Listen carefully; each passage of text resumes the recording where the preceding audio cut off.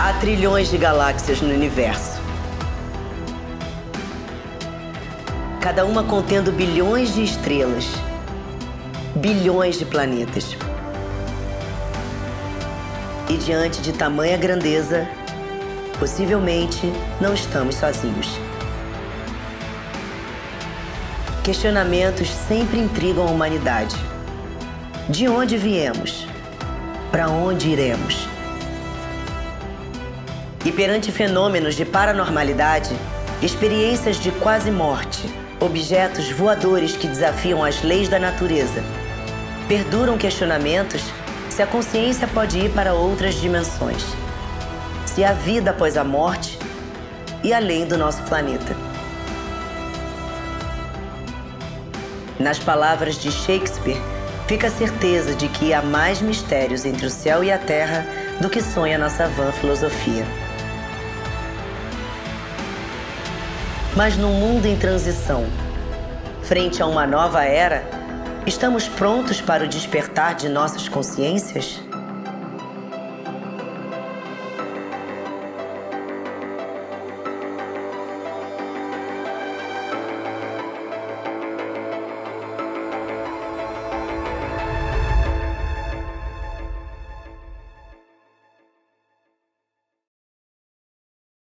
Se não entrarmos numa guerra de extermínio nos próximos 50 anos, então nós podemos esperar realizações extraordinárias da ciência humana partindo da Lua. Então teremos, quem sabe, a possibilidade de entrar em contato com outras comunidades da nossa galáxia. Então vamos definitivamente encerrar o período bélico na evolução dos povos terrestres, porque nós vamos compreender que fazemos parte de uma família universal, que não somos o único mundo criado por Deus. O próprio Jesus, a quem reverenciamos como nosso Senhor e Mestre, disse: há muitas moradas na casa de meu Pai.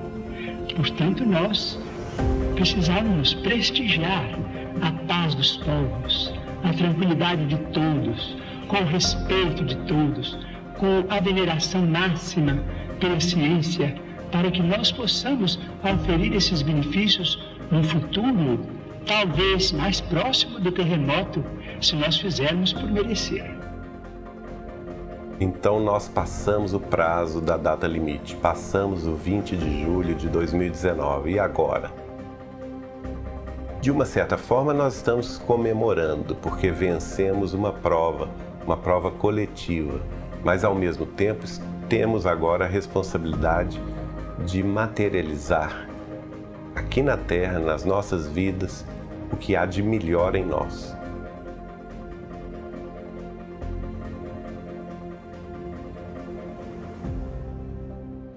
Na época da conversa minha com o Chico Xavier, que foi em 1986, eu senti que o Chico era pessimista, no sentido de que ele achava que a humanidade terrestre, tendo em vista a corrida armamentista e o estocamento dessas armas nucleares, que um dia isso poderia explodir até por engano. E nós soubemos depois que já houve vários casos nesse sentido, né? De problemas tecnológicos. Por exemplo, houve um caso na Rússia em que os sistemas antiaéreos russos detectaram um ataque nuclear. E isso era falso. E por ação de um único comandante, ele acreditou que aquilo era um problema tecnológico e não levou à frente o contra-ataque. A humanidade foi salva. Talvez nem Chico Xavier acreditasse que nós vencêssemos esse período probatório que se chama data limite e chegássemos 50 anos depois da chegada do homem à Lua ao dia da data limite. Este que foi considerado o maior de todos os brasileiros, o grande médium mineiro que viveu a serviço da caridade, que escreveu centenas de livros e não ficou com um único centavo de direitos autorais. Chico Xavier foi a maior antena psíquica que tinha em sua existência toda todas as mediunidades, todos os potenciais psíquicos de lidar com seres extrafísicos, seres espirituais e também seres extraterrestres. Ele focou o seu trabalho no que nós chamamos de psicografia, que são os escritos espirituais, através da mão dele. Desses escritos espirituais, foram publicados 530 livros. Então foi um homem extraordinário. E dentre essas potencialidades psíquicas dele, uma que se destaca e era, de certa forma, pouco conhecida e comentada, é a mediunidade presciência. Ele, quando teve a sua previsão, a sua predição de que a data limite estava instalada por esses outros povos cósmicos que eles chamavam de a nossa família cósmica, e que ela se encerraria 50 anos depois da chegada do homem à Lua, eu acho que ele não acreditava que nós pudéssemos vencer a condição que foi imposta para que isso se realizasse, que é a não destruição do planeta Terra por meios bélicos, em especial atômicos termonucleares. A única coisa que eles impuseram à humanidade é a impossibilidade de uma conflagração nuclear, uma guerra nuclear, cujas consequências seriam obviamente devastadoras, que certamente arrasariam a vida em quase toda a parte do planeta, e que isso seria inaceitável. A data limite, ela estipulava a não autodestruição do homem por meios bélicos nucleares. De fato, isso não aconteceu. O que não significa que não teremos problemas à frente. Os problemas continuam, persistem, e nós teremos mais condições de resolvê-los pelo avanço da concórdia e da paz mundial, e também pelo avanço da espiritualidade, que será o paradigma de definição do século XXI. Pois é, Chico Xavier vai me dizer que se a gente vencesse, como de fato vencemos, esse período de 50 anos, que teríamos realizações extraordinárias, inimagináveis. No campo científico e tecnológico, o Chico chegou a afirmar para mim que os extraterrestres que entrariam finalmente em contato com a humanidade, não aquele contato eventual que ocorreu aí nas décadas anteriores, mas um contato mais geral, um intercâmbio com a nossa comunidade científica, trazendo avanços científicos e tecnológicos que nós nem temos condição de avaliar. Tem havido grandes avanços na ciência que estuda o universo nos últimos anos. A própria exploração espacial, com os projetos de colonização e de exploração da Lua e de Marte, prevendo a futura imigração de seres humanos para esses mundos. Mas talvez a consequência mais espantosa e mais fascinante e importante dessas pesquisas, a meu ver, é o da descoberta dos chamados exoplanetas. Eu vou citar um dado que muitas vezes as pessoas não pensam. O universo é constituído de galáxias. São bilhões e bilhões e bilhões. O universo tem perto de 14 bilhões de anos. Então, imaginem quantas galáxias e qual é a idade dessas galáxias. Só a nossa, que é uma das bilhões de galáxias, a Via Láctea tem 200 bilhões de sóis, como o nosso, que tem 10 planetas ao redor. É um sistema estelar, que no caso do Sol é um sistema solar. No nosso sistema solar existe um planeta habitado. Se essa mesma condição se repetir a 10% dos sistemas estelares, somente na nossa galáxia, nós estamos falando de 20 bilhões de planetas habitados. É muito? Divide por 10. Então vai ser 1%. 2 bilhões. Ah, é muito? Divide por 10 de novo. Vai ser 1 milésimo. 200 milhões. É muito? Divide por 10. 20 milhões. E por aí vai. Centenas, milhares de outros mundos já foram detectados e provavelmente milhões de outros serão descobertos. E isto talvez seja o que de mais fascinante e importante a moderna ciência, a moderna astronomia está fazendo, revelando ao ser humano que existem inumeráveis outras terras e abrindo aí a possibilidade de que a vida se espalhe por todo o infinito do universo, por toda a nossa galáxia e por todas as outras galáxias. A possibilidade não é uma possibilidade, é uma certeza de que a vida abunda no universo, e isso em termos muito simplórios de física tridimensional. A física que nós conhecemos, que tem que ser igual em todos os cantos do universo. Na verdade, eu fico até surpreso de pensar que as pessoas se espantariam com a confirmação da vida após a morte e da existência de seres de outros planetas. Porque é uma coisa tão óbvia, tão lógica. Toda a história da humanidade está calcada em contatos com a espiritualidade e também, por que não dizer, algum contato extraterrestre. Pinturas, por exemplo, que claramente desenham naves espaciais ou seres portando uma vestimenta espacial.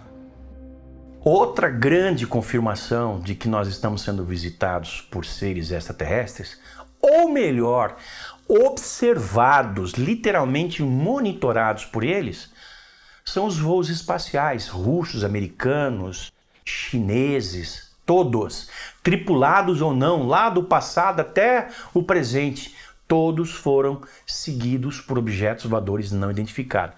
Exatamente igual às caravelas de Pedro Álvares Cabral, quando vieram de Portugal para cá, foram seguidas por objetos voadores não identificados, como se essas inteligências tivessem um grande interesse pelo nosso desenvolvimento.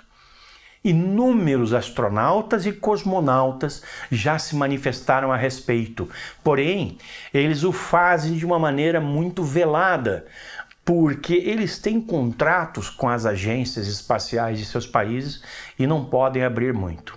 Mas um deles, infelizmente falecido, o Dr. Edgar Mitchell, que esteve na Apollo 14 e foi o 6º homem a andar na Lua, ele falou inequivocamente que nós estamos sendo visitados por outras formas de inteligência. I think that this disclosure will start to be accepted as just, okay, that's the way it is. Yes, we are only one.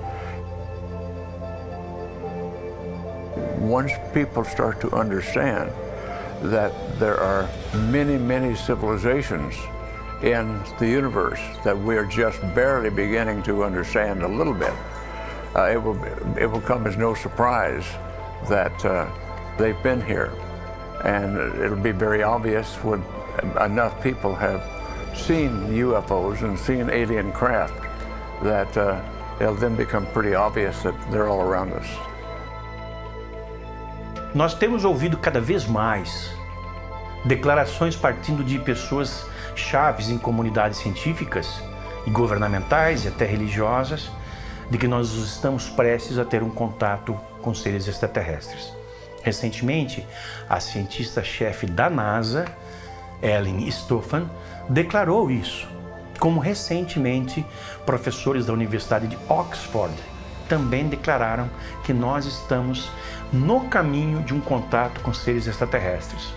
É ótimo que a comunidade científica hoje fale abertamente sobre isso, mas tem que ser dito que isso é uma obviedade. Que nós vamos ter contato aberto, isso é inescapável. E que nós já temos contato, mas no entanto não formais, não abertos, isso já está acontecendo desde o começo da história da humanidade. Well, I think the aliens apparently have been coming here for a long, long time. There is even reference in the Christian Bible of chariots of fire in the sky. So what else might that be back in those times of alien visitation? E se nós formos pensar, isso é óbvio. Civilizações estão mandando naves pelo universo há muito tempo. Nós próprios mandamos um monte de naves para todos os lugares. Há naves que nós já mandamos que saíram do sistema solar, que vai demorar muito tempo, mas vão chegar a outros sistemas estelares e alguém lá vai se perguntar, mas espera aí, o que é aquilo? Aquilo não é um asteroide, aquilo não é um meteoro, aquilo não é um cometa, e aquilo é metálico. Aquilo foi feito por uma inteligência.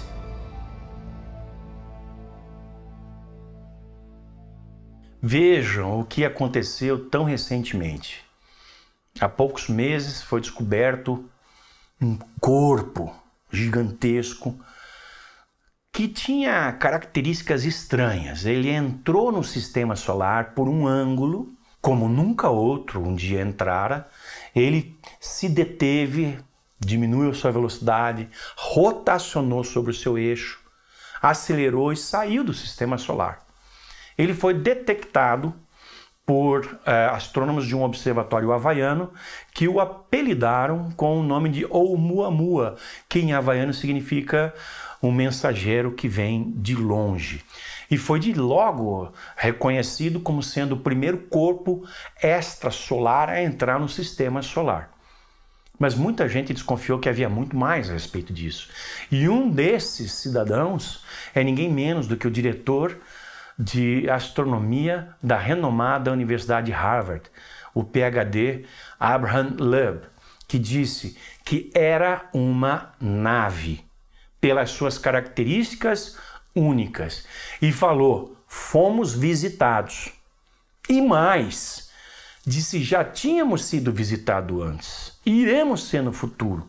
A razão pela qual nós agora sabemos que fomos visitados pelo Oumuamua é porque agora nós temos os instrumentos para captar. Mas, indiscutivelmente, o Oumuamua não tinha nenhuma característica de qualquer coisa que se conheça em termos de corpo espacial. Não era um meteorito, não era um cometa, não era um asteroide, não era um planeta, não era nada. Será que havia vida ali dentro? Será que essa vida estava ainda viva? Ou será que era uma máquina autocontrolada? Uma espécie de probe, uma espécie de sonda para conhecer outros mundos. Então é óbvio que era uma nave. Eu faço assim um agradecimento imenso à capacidade de discernimento deste cientista e de outros que logo tiveram a bravura de vir adiante e falar, nós temos que reconhecer o que é fato, e fato é que isso se comportou inteligentemente, exatamente igual uma nave extraterrestre se comportaria. What we're talking about here, from my point of view, is all of the ancient civilizations asked deep questions about who are we, how did we get here, where do we come from, what is life really, how did it originate? Those are fundamental questions to the one of where did we come from, how did the universe arise? Well, those questions are still being asked civilizations forever. Okay, we're just one grain of sand on a huge beach. And I like that analogy because it's more appropriate when we can, even with our telescopes today, see billions of stars and billions of star systems. And we know there's lots of stars in our galaxy alone. And so that's probably true throughout everywhere. We're just really starting to understand the size of what we call the universe.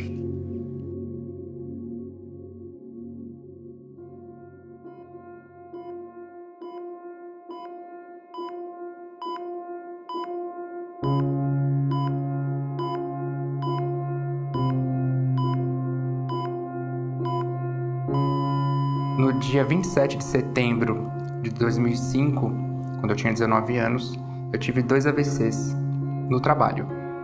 Na verdade, eu tive um AVC no trabalho.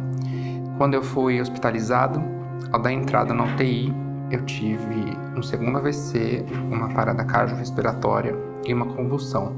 Na verdade, eu tive uma morte, eu morri. E fora do corpo, instantaneamente, no canto da UTI, eu vi os médicos, todo o corpo clínico, iniciando os procedimentos para reanimação. E quando eu, estando fora do corpo, vi o meu corpo sobre a cama, imediatamente eu tive consciência de que eu havia morrido. Me lembro perfeitamente de pensar, morri. Tentei olhar para baixo, não vi corpo, e via todas as pessoas dentro daquela UTI se movimentando numa velocidade diferente, mais lento.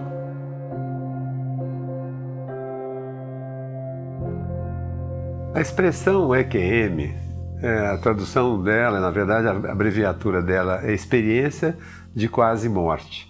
Não é? A experiência de quase morte é aquela experiência que as pessoas que estiveram próximo da morte, qualquer que seja o motivo, um infarto, uma parada respiratória, um coma ou até mesmo anestesia geral, elas são consideradas como estando mortas, e nessa situação em que o cérebro está completamente avariado, está comprometido por falta de oxigenação, a pessoa é ressuscitada por recursos médicos, e hoje cada vez eles são mais facilmente ressuscitados nas unidades de terapia intensiva, nos pronto-socorros e mesmo nas ambulâncias, e algumas dessas pessoas voltam, depois que estão despertas, dizendo que tiveram uma experiência muito complexa, muito rica de informações.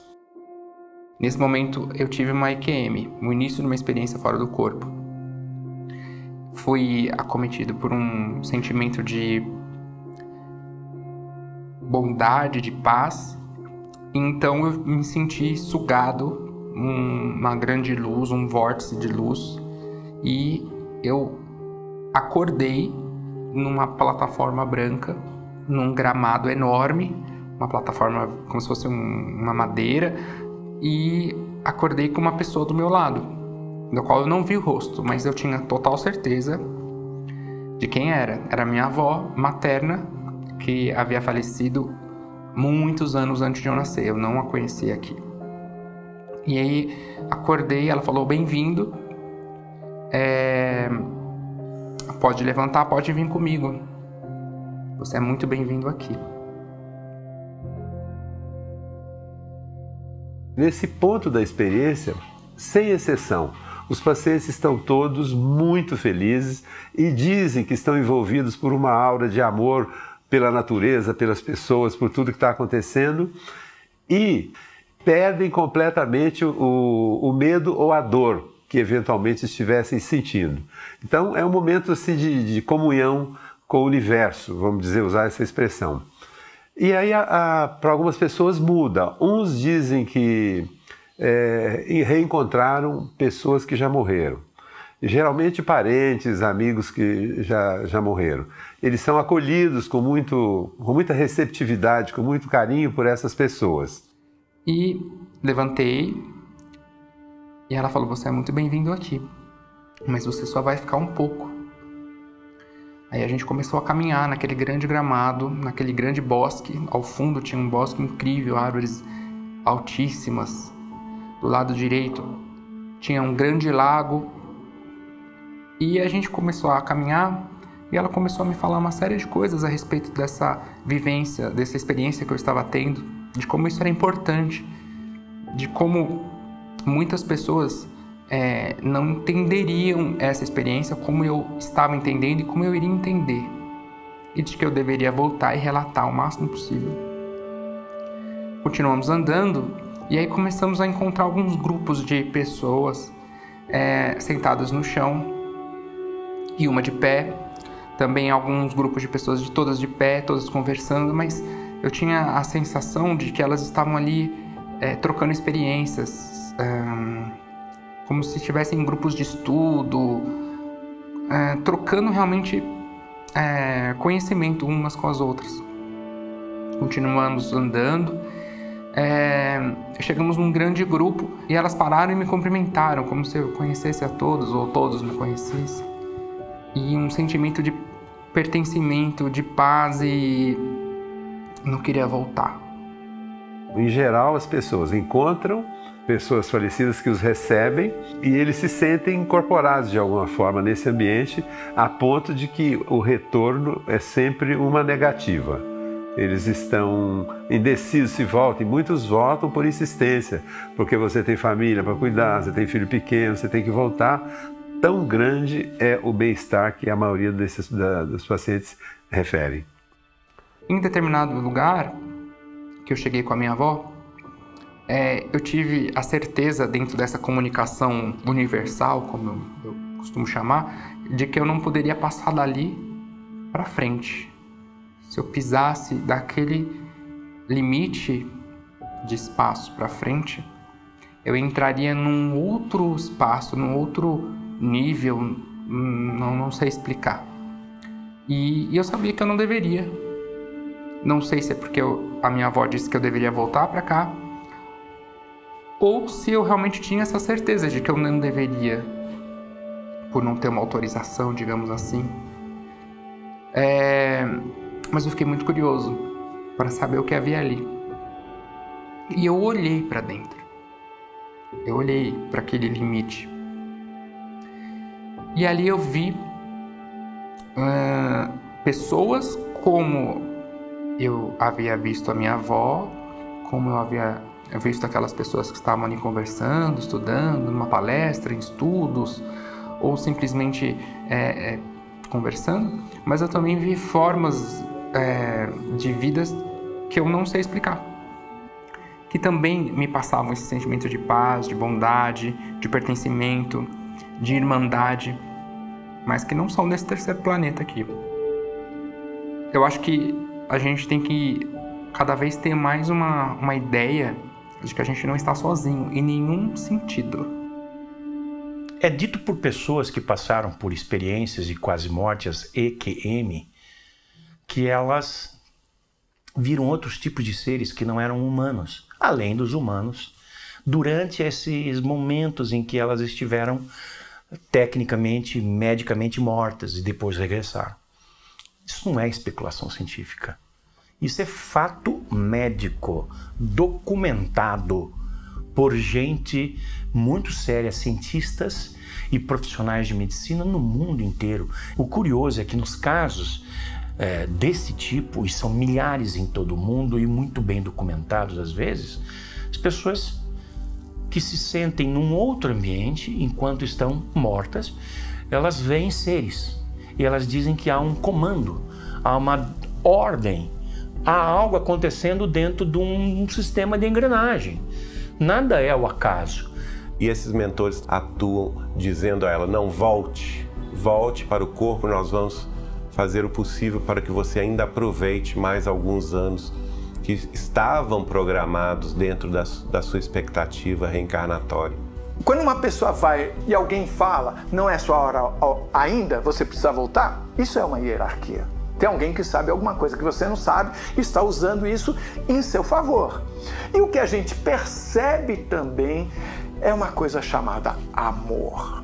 Sabe, isso é a coisa que eu poderia dizer, se eu for resumir em uma palavra, o que está presente em todas as experiências de quase morte, em todos os ensinamentos que eu percebi e que eu sinto que valem a pena saber, essa palavra, amor.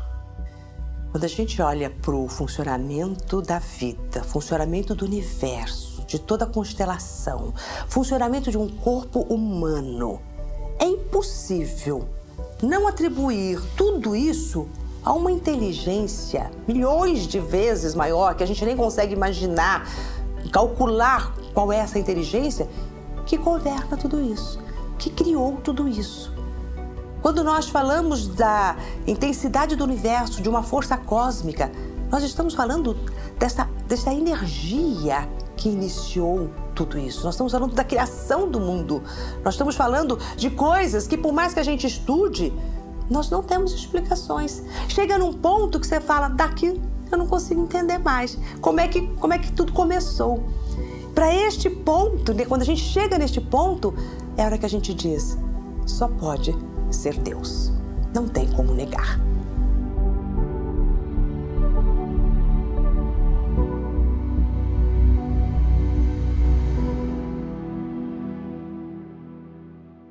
Então, existe uma pré-organização, uma programação. E essa programação, ela pode ser alterada por nós.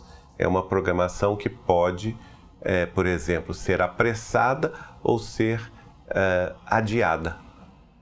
No campo do apressar essa programação, nós podemos dizer que a pessoa, durante a vida, ela pode atentar contra a própria vida.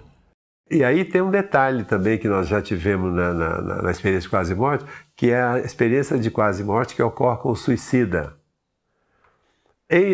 O único caso que nós tivemos de suicídio, a experiência foi negativa.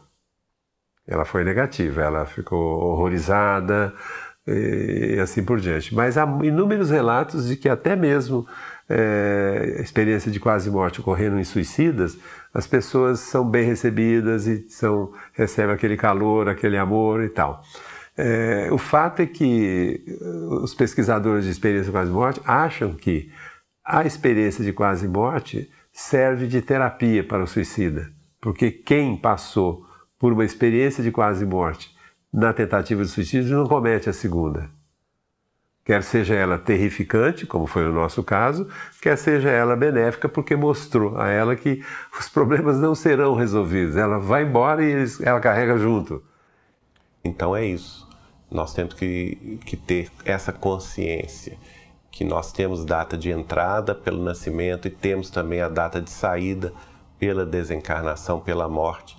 E, como Chico Xavier nos dizia, nós temos que aproveitar o máximo esses anos, não adiar nada. Tudo que for possível fazer em benefício do nosso aprimoramento. E aí, não sei quanto tempo, não sei realmente especificar, demos a volta e voltamos para essa plataforma. Então ela disse, agora você tem que voltar. Eu lembro perfeitamente de pensar, mas eu não quero. Ela falou, mas você tem que voltar. Mas logo a gente se vê. E lembro de olhar para trás e quando eu, entre aspas, pisei nessa plataforma, eu fui sugado de novo, um sentimento de queda, que eu acho que todo mundo já sentiu isso enquanto dorme ou quando acorda, um sentimento muito forte de queda, e acordei de volta ao corpo. E eu tava muito ruim, né? Meu corpo tava muito ruim, passando por todo aquele problema em virtude dos AVCs, da parada cardiorrespiratória. Fiquei desacordado muito tempo. E já acordei no meu corpo com a total certeza dessa experiência. Muito diferente de um sonho, em que você, aos poucos, você vai esquecendo detalhes, isso vai sumindo na sua mente. Até hoje eu lembro dos detalhes, lembro perfeitamente de tudo. Tudo foi em Full HD. O que nós observamos é o seguinte, a saída fora do corpo, quer dizer, é a consciência que saiu. Nós não damos a isso nenhum caráter religioso, interpretação desse tipo. Se a pessoa pode assistir o que está acontecendo com ela enquanto ela está em coma numa UTI, ou enquanto ela está sofrendo uma reabilitação, então essa consciência não está naquele corpo, muito menos naquele cérebro que está avariado. Eu vou dar um exemplo para vocês. Tem um caso de um paciente que teve uma parada cardiorrespiratória num jardim próximo do hospital, foi levado para o hospital, imediatamente reabilitado, estava em coma, foi entubado. Na hora da intubação, eles viram, os médicos, que ele tinha uma prótese dentária, retiraram a prótese e guardaram. E o paciente teve um EQM e depois que ele voltou, ele conta todo o histórico da reabilitação. Porque queria saber de onde estava a prótese dentária dele. Ninguém se lembrava disso, daquele tumulto de respiração boca a boca, intubação, massagem cardíaca, vários paramédicos e vários médicos, ninguém se lembrava. E de repente passou um enfermeiro no corredor Ele apontou o enfermeiro e falou assim, olha, ele que pegou minha prótese. E guardou num carrinho e descreveu um carrinho de anestesista. Assim, para espanto de todo mundo. Quer dizer, como é que ele pode ter visto isso? Então, aí é que a gente sempre entende. Então, a consciência aflorou, saiu daquele corpo. Ela pode existir sem o cérebro. É isso que as experiências científicas apontam, não é? E as EQM são os exemplos maiores desse tipo de experiência. Há um relato curioso que eu gostaria de mencionar aqui, é o seguinte, a experiência descrita pelo psiquiatra, o psicólogo Jung. O Jung trabalhou junto com Freud, né, no século XIX, é um dos psiquiatras mais reconhecidos.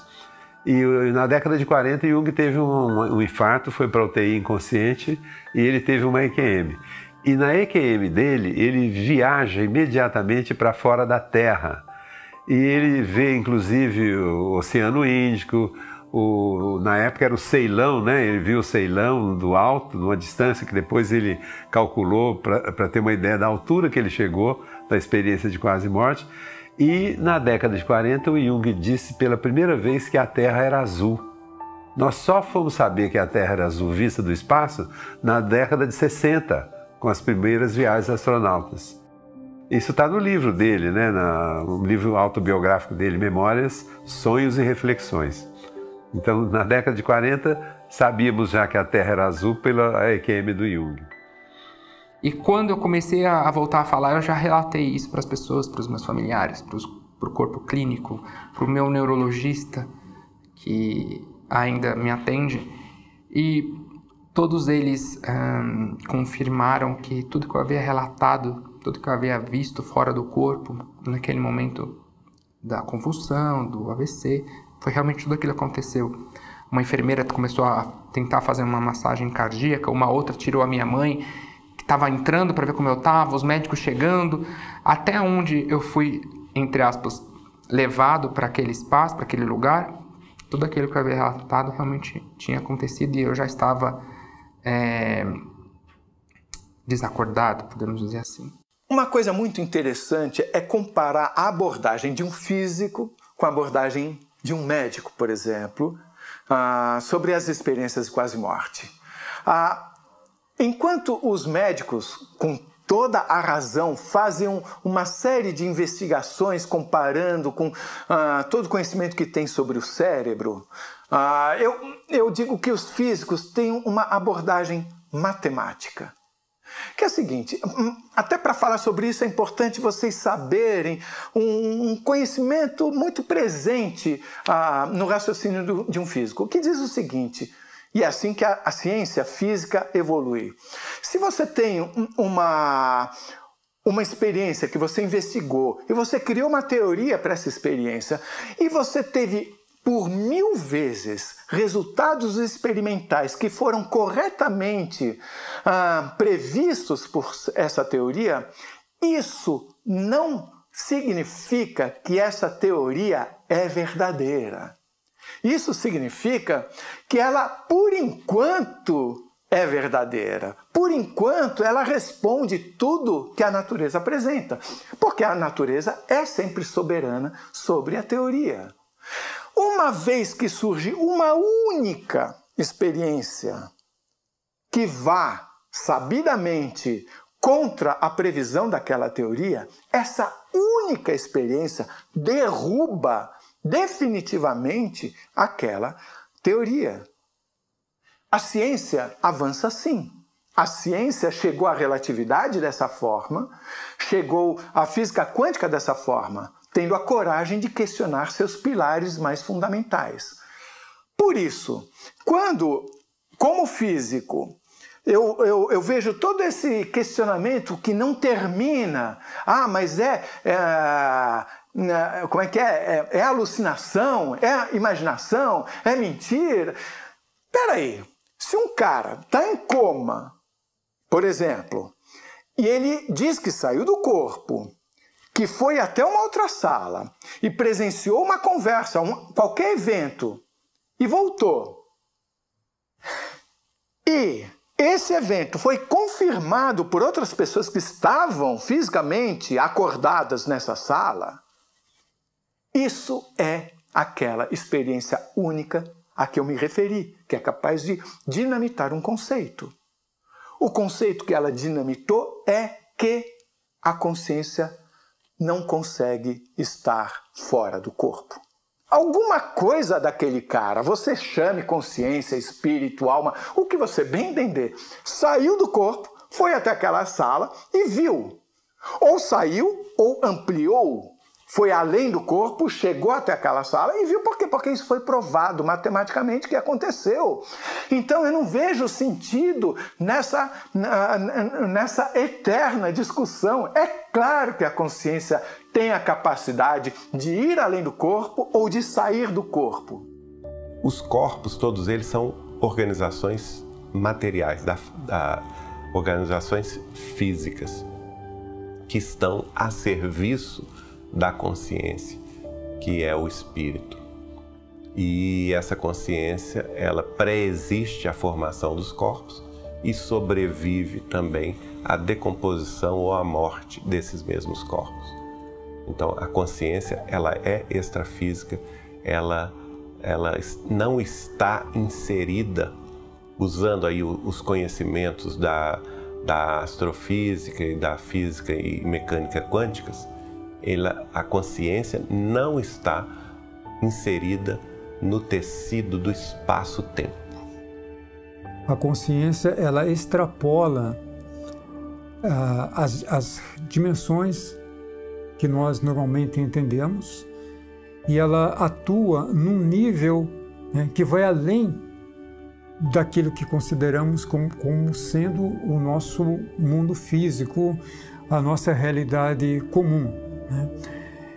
Trata-se de um campo, digamos assim, podemos conceituá-la como um campo de energia que não está subordinada ao universo físico. As mais diversas disciplinas científicas, inclusive a física quântica e a psicologia avançada, postulam que a consciência, ela é cósmica, que todos nós temos uma parte dela manifestada em nós, em cada um de nós. Não seria bem um inconsciente, mas um consciente coletivo. O ser humano usa uma pequena fração da sua capacidade cerebral. Se ele apenas dobrasse a capacidade, a utilização da sua capacidade cerebral, já seria um super ser humano. Imagine isso quando nós pudermos ocupar toda a nossa capacidade cerebral.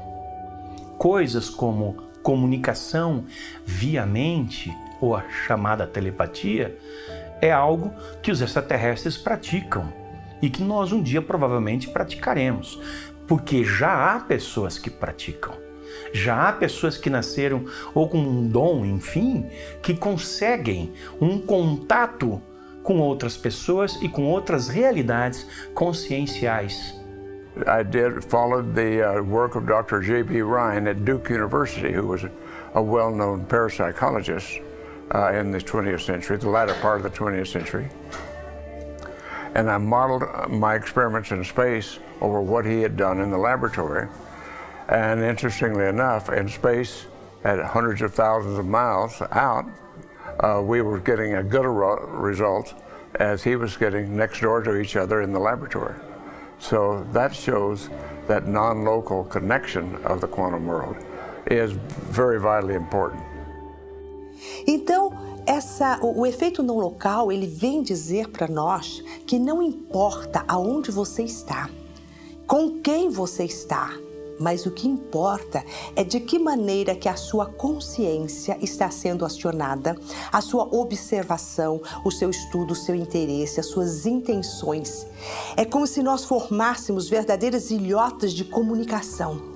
Então nós nos comunicamos através do éter universal por ondas que não são ondas apenas eletromagnéticas, mas que é uma transmissão de informação instantânea entre todas as pessoas que estão correlacionadas ou no mesmo ideal, ou no mesmo interesse, no mesmo movimento.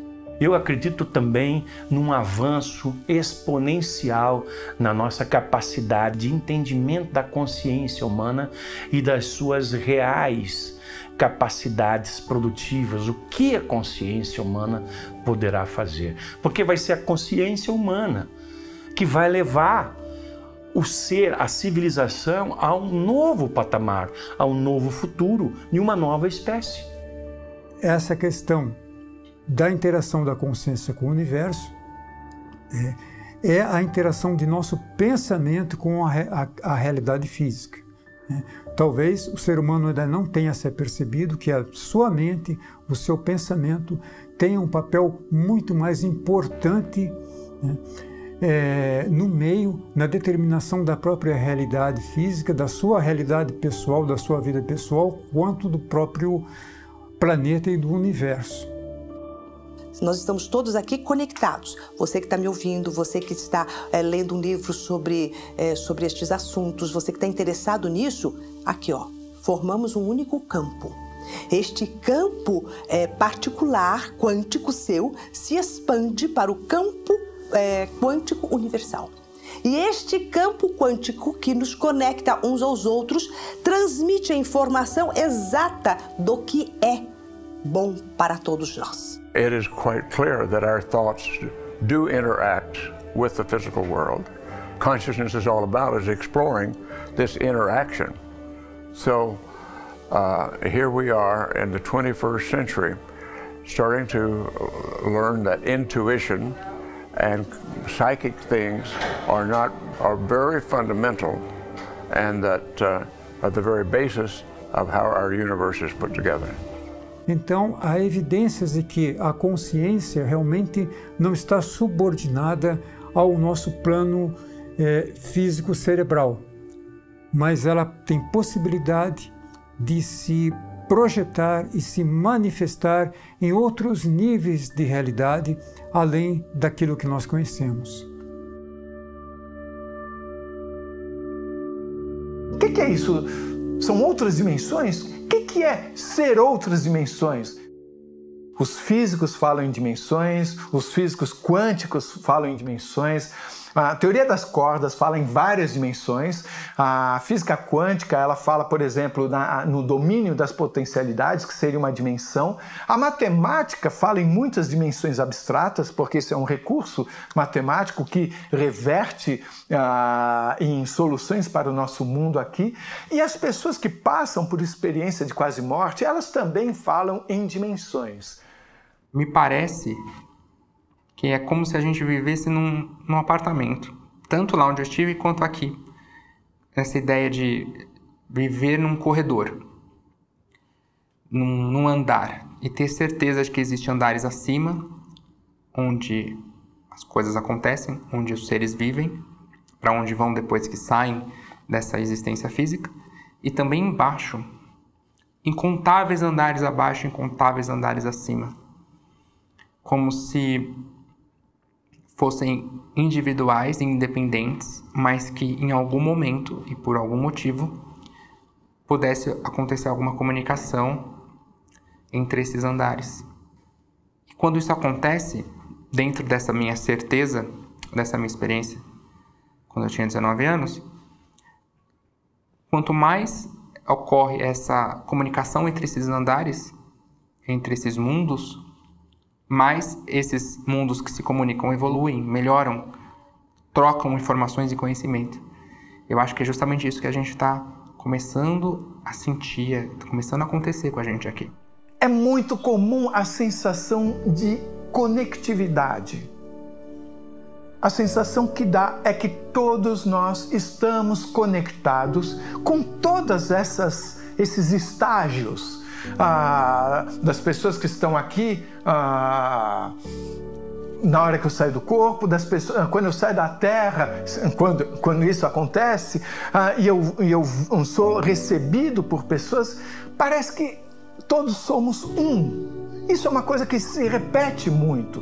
Em uma psicografia que a minha filha falecida me mandou, ela comenta o seguinte: Pai, nós que gostamos dos mistérios do universo, não nos damos conta de quantas civilizações convivem simultaneamente na Terra. Quer dizer, em outras dimensões, outras civilizações habitando o nosso mesmo mundo? Como assim? A teoria das cordas, e hoje a teoria geral das cordas, proposta, entre outros, pelo cientista Michio Kaku, esclarece isso. As coisas estão sendo cada vez mais compreensíveis, mas nós, embora já estejamos caminhando, já não estamos mais rastejando como crianças, estamos dando nossos primeiros passos para o desenvolvimento de uma ciência que vai mudar os conceitos de tudo o que nós temos hoje, ainda hoje, quando os conceitos já são suficientemente avançados para a nossa compreensão.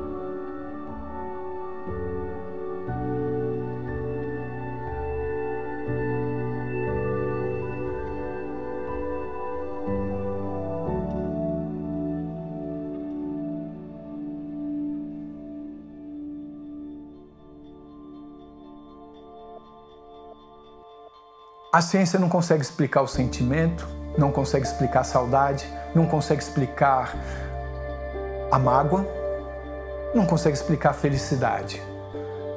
Mas a gente usa a ciência para tentar entender o que é existir. Parece que falta alguma coisa aí, né? Se um dia a ciência chegar a uma conclusão objetiva de que a vida não termina quando o corpo termina, sem dúvida isso terá uma importância para o conhecimento geral, para muita gente que nem pensa sobre o assunto. A simples perspectiva de nós sabermos que alguma coisa nossa sobrevive ao corpo físico deveria trazer um significado muito grande do ponto de vista filosófico e prático na vida, né? As pessoas agem egoisticamente, maldosamente, sem pensar que você poderá ter consequência disso ou que vai ter uma continuação. A experiência quase-morte mostra que há. Essa questão da vida pós-morte, às vezes as pessoas colocam isso como se fosse uma questão religiosa, uma crença. Será que é? Será que não é? E ficam nessa dúvida. E às vezes numa resistência muito grande em aceitar o que é. Isso não é uma questão religiosa, isso é uma questão de ciência, já é comprovado. Tem inúmeros casos de pessoas que tiveram experiências pós-morte, que relatam o que se passa lá, experiências de pessoas que também tiveram vidas anterior a esta vida, de umas vidas passadas, e que também relatam de uma forma científica, com dados comprovados. Então é uma resistência nossa ainda de ficar atribuindo a uma religião e falar assim, não, então isso eu não quero, isso aqui é uma crença. E por que a gente faz isso? Por que a gente não acredita piamente nisso que é? Por que essa resistência é tão grande? Porque nós temos que assumir a eternidade do nosso espírito. Por mais que a gente tema a morte, como se a morte colocasse um fim em tudo, também é uma espécie de uma absolvição. Então você pode fazer o que você quiser aqui, que você vai morrer mesmo. Na hora que morrer, tudo acabou. Então, para que ser bom, para que ser mal, se todo mundo vai morrer? Então, dá uma certa folguinha aqui. Não, você é eterno. Você não vai deixar de existir. O que vai deixar de existir é um corpo. Este corpo, ele fenece nesta dimensão da matéria que estamos. Mas a sua consciência, que é eterna, ela perdura. Não existe eternidade para o corpo, né, para a matéria. A alma é eterna, primordial, perpétua, e ela não vai morrer quando o corpo vai morrer. Então isso mostra a nossa linha de pensamento que a vida é cíclica, né? E ela é sempre contínua, né? Eterna, a alma, no sentido, né? O corpo acaba, os elementos materiais. Eu acho que o que já está ocorrendo é pouco a pouco as pessoas estão sendo convencidas pelas evidências, né? De que não termina aqui. Então, o que acontece? Se a gente olhar a história da humanidade, é uma história em que o homem progressivamente foi saindo do ponto principal do palco. Teve um momento que ele nem considerava o que era a existência do céu, um outro momento em que ele achava que tudo girava em torno dele, Teve um outro momento em que ele descobriu que o Sol, nós giramos em torno do Sol, e depois ele descobre que o sistema solar gira em torno de uma outra coisa, que é a Via Láctea, e de repente a Via Láctea gira em torno de outra coisa. Mas tudo isso, ao mesmo tempo em que o homem foi se acostumando pouco a pouco a sair do centro das atenções do universo, e essa descoberta de que a coisa não termina aqui pode, de uma certa forma, fazer com que o homem perceba que, se ele não é o centro do universo, ele está ligado ao universo inteiro. Então isso pode fazer com que o homem perceba que, quando ele está ligado ao universo inteiro, ele não pode fazer mal para o próximo, porque quando ele faz mal para o próximo ou para o próprio planeta, ele está fazendo mal a si próprio. Para nós compreendermos isso, e como efeito dessa própria compreensão, a receita é caseira. Nós temos sempre que buscar ser melhores seres humanos. Eu tenho que ser melhor ser humano para mim, para minha família, para os meus amigos, para a minha comunidade, para o meu país, para o meu planeta. Conhecer melhor esse planeta, tratar melhor esse planeta, tratar melhor as pessoas, combater as injustiças, fazer com que o mundo seja melhor. Eu tenho que ser a mudança que eu quero no mundo. A ufologia, no fundo, pretende isso. Pretende que as pessoas, compreendendo que não estamos sós no universo e que um dia vamos conviver com civilizações tão mais avançadas do que nós, teremos que nós mesmos sermos melhores pessoas. E essa não é a luta que ocorre no nosso interior desde a origem dos tempos, buscar sempre a melhoria? Mas isso tem que ser global. Nós temos que fazer isso individualmente e coletivamente. A humanidade precisa estar ciente de que necessita melhorar enquanto espécie. Quando Chico Xavier falou no segundo programa Pinga Fogo, na TV Tupi, em São Paulo, no dia 21 de dezembro de 1971, que Emmanuel afirma que a Terra será um mundo regenerado em 2057, ele também fez uma pausa, uma advertência, porque ele colocou aí na questão um mas. Mas, para que isso ocorra, será necessário um aceleramento do processo de mudança, do próprio progresso da humanidade, da própria organização socioeconômica, política, social, científica, tecnológica e também da espiritualidade em relação a essas mudanças. No livro Plantão de Respostas, psicografado por Francisco Cândido Xavier, nosso médium Chico Xavier, a partir do espírito, um dos seus preferidos, Emmanuel, Emmanuel ali diz que a Terra será totalmente regenerada em 2057. É bastante tempo para nós esperarmos isso acontecer. Mas será que é tempo suficiente para que nós possamos de fato nos regenerar? Para que nós possamos resolver os problemas tão graves que nos afligem? Hoje nós podemos listar uma quantidade imensa de situações que contrariam qualquer princípio minimamente humano, sendo praticados por toda a sorte de governos, de indústrias, enfim, de instituições, de entes religiosos, etc. tal, em detrimento da população planetária. Consertar isso, como, por exemplo, resolver o problema da baixa nutrição, resolver o problema das guerras, dos desentendimentos, será que isso é possível? Eu torço para que sim. De fato, se a gente olhar a história da humanidade, é muito pouco tempo para tantas mudanças. Mas o Chico indicou que haveria sim um processo de mudanças nas estruturas da sociedade, de tal forma que essa mudança viria num processo acelerado. Então vamos aí, eu suspeito que a ciência terá um fator preponderante com as novas descobertas e certamente pela própria revelação do Chico, a chegada de civilizações extraterrestres mais avançadas, a contribuição que eles trarão com seus avanços científicos e tecnológicos também será um fator primordial. Nossa, eu acho que isso é a coisa mais incrível que poderia acontecer, né? A gente conhecer outra espécie de ser vivo de outro planeta. Caramba, que coisa mágica. Será que isso seria suficiente para acabar com a ordem mundial das coisas, né? Será que a visita de seres extraterrestres seria suficiente para balançar a ordem não natural, né? Mas a ordem inventada das coisas que a gente vê como natural? Eu acho que a situação do planeta é um espelho da situação da civilização. Acho que a gente precisa repensar tudo. Eu iniciei minha busca aos 12 anos. O que é? Existe alguma coisa?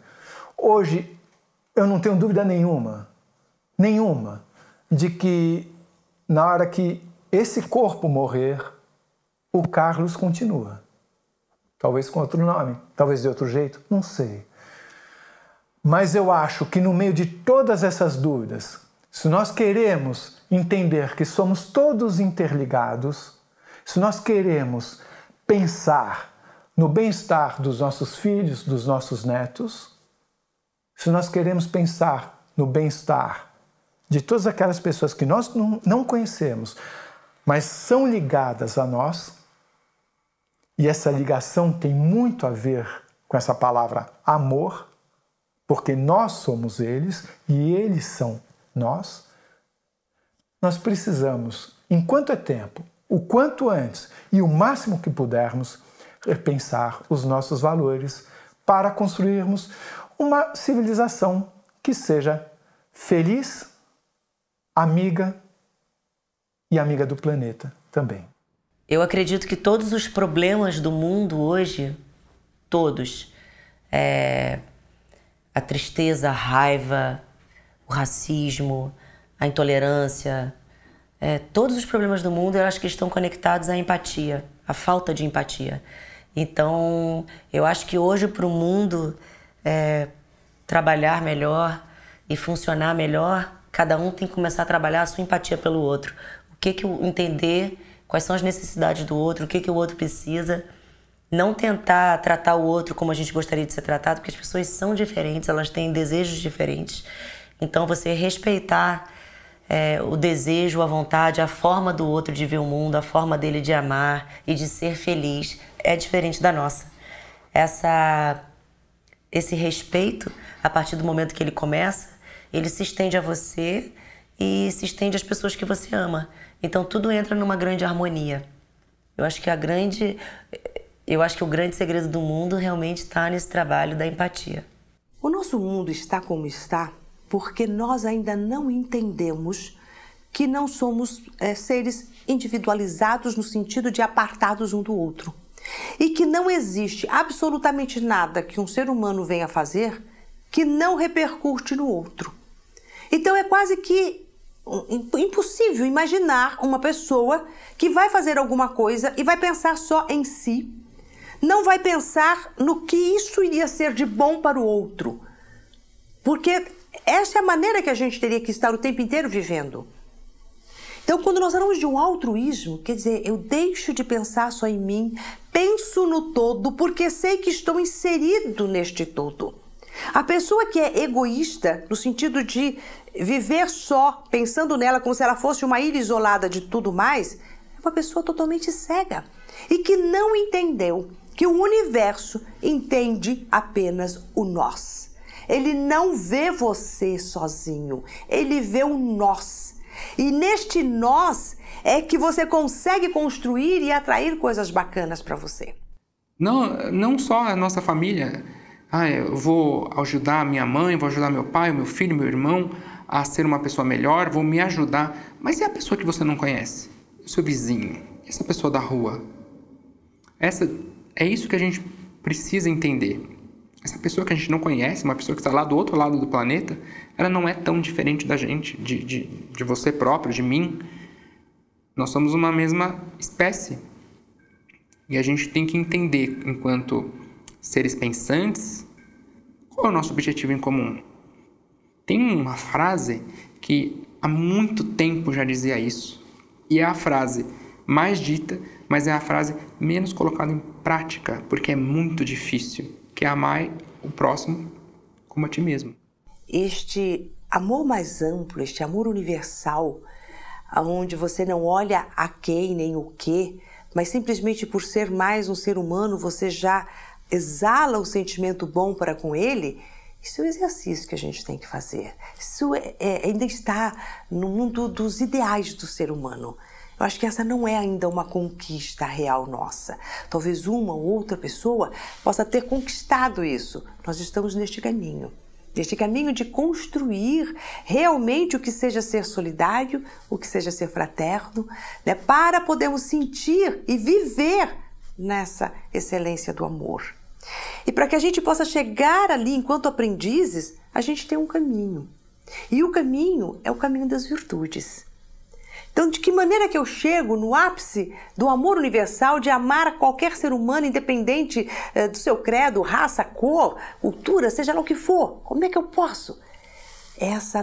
Esse desenvolver desde a compaixão, do bom humor, da lealdade, da paciência, da tolerância. São todas essas virtudes. E o que é virtudes? Virtudes é a nossa disposição em praticar o bem. Olha só o que eu falei, disposição em praticar o bem. Enquanto o ser humano não estiver disposto a utilizar a sua vida, a sua energia 100% para a prática do bem, ele não vai conseguir, né, trazer essa força do amor universal em si. Eu acho que a gente tem que se amar mais.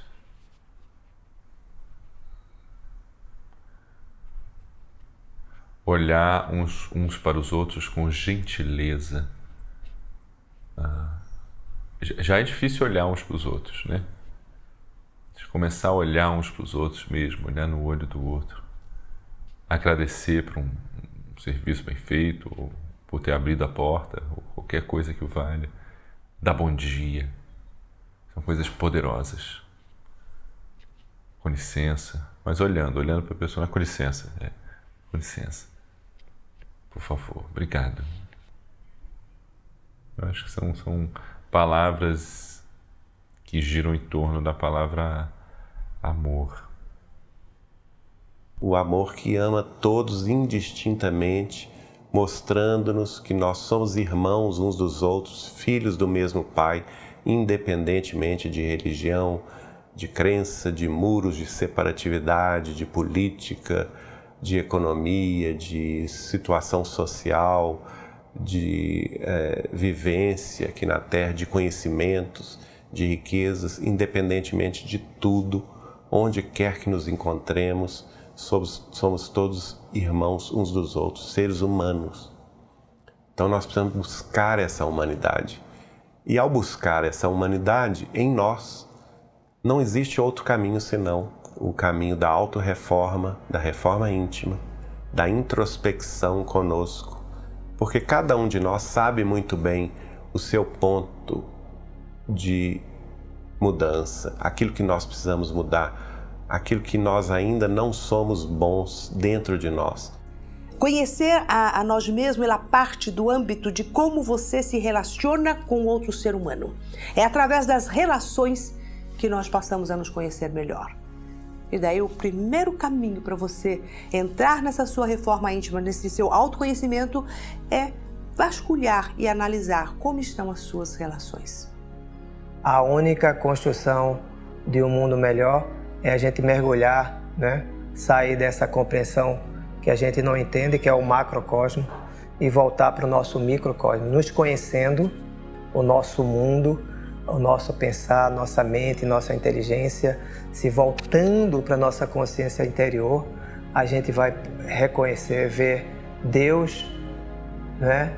E a todos. É muito fácil a gente querer mudar o mundo e querer mudar as pessoas quando a gente não tem a capacidade de fazer essa transformação dentro da gente. O trabalho de transformação pessoal, ele é um trabalho diário e ele é para o resto da vida. Às vezes a gente acha que evoluiu bastante, que a gente melhorou bastante e a gente identifica muito fácil o problema no outro. E eu entendo que cada vez que a gente se conecta com o problema no outro, aquele problema que o outro, que incomoda na gente, né, que está no outro, é um problema que está dentro da gente de alguma forma, que incomoda a gente de alguma forma. Então, porque se não incomodasse tanto o problema do outro, ele não estaria dentro da gente.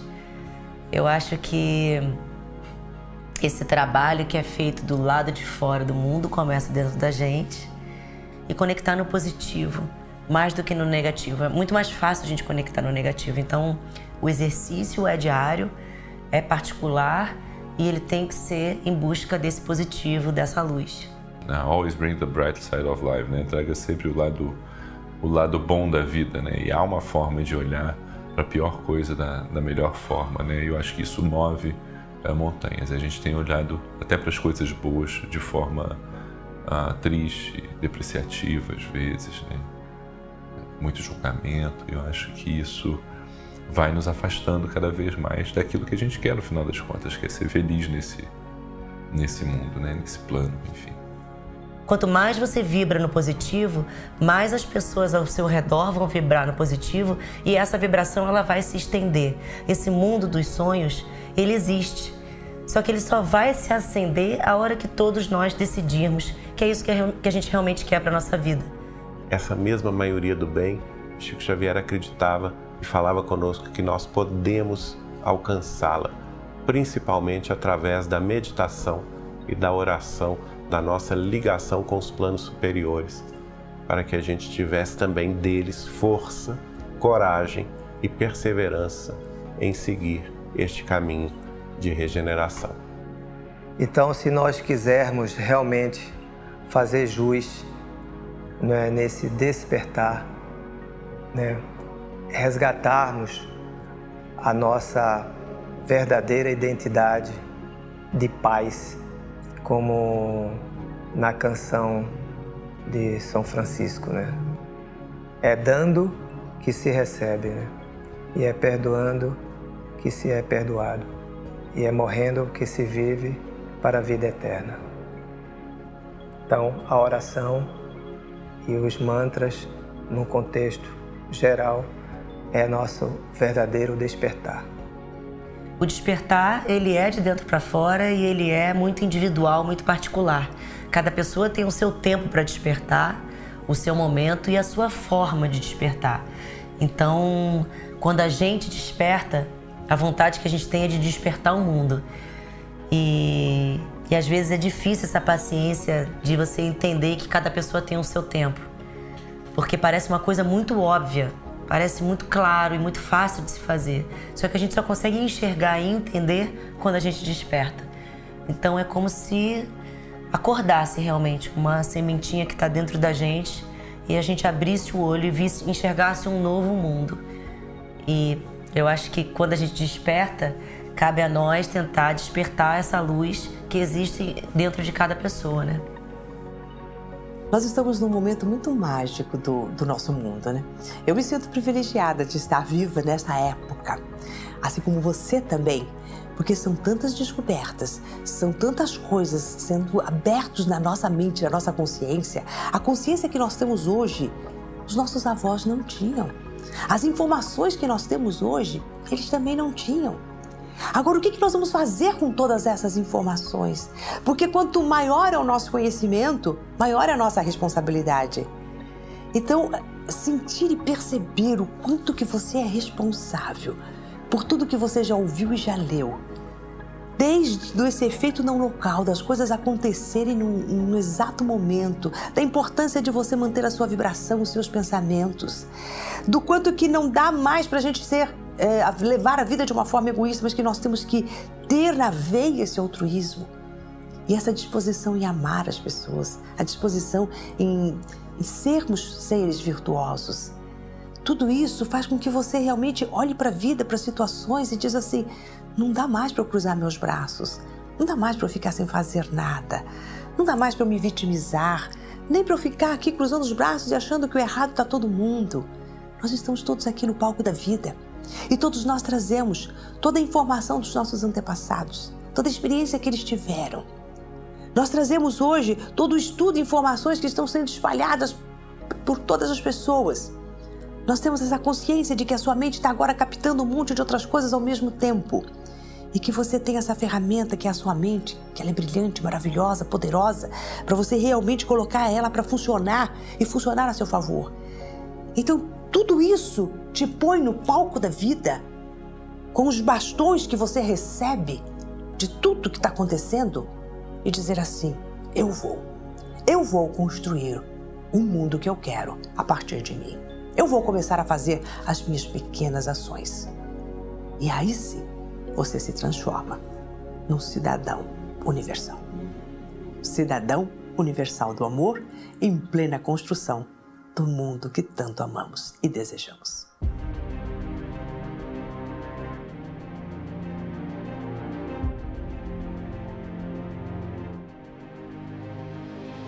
Tic-tac. O relógio do novo tempo se inicia agora. O amanhã de um mundo melhor começa agora. A felicidade não depende de nada. Você faz agora. Dê a volta por cima. Refaça. Reapreenda. Recicle agora. Perdoe os amigos e os inimigos agora.